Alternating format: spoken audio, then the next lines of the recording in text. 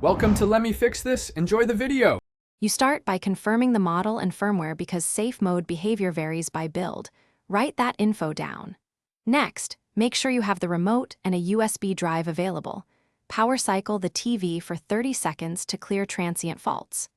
Once done, disable parental controls or provisioning PINs temporarily in settings if accessible, because they can re-enable restricted states. If you cannot access settings, prepare the USB with the official firmware for later recovery. This saves time if normal exits fail. Now you perform the core steps to leave safe mode.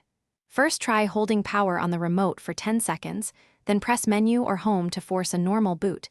This resolves many soft faults. If settings is available, go to device preferences, then about, and choose restart to reinitialize services. If the UI is frozen, insert the prepared USB with the official update. Bin at the root and enter recovery mode using the remote power/menu sequence. The firmware reflash repairs corrupted system files that lock safe mode.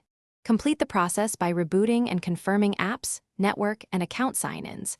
Make sure to re-enable parental PINs only after normal operation returns. If reflashing did not clear safe mode, perform a factory reset as a last resort.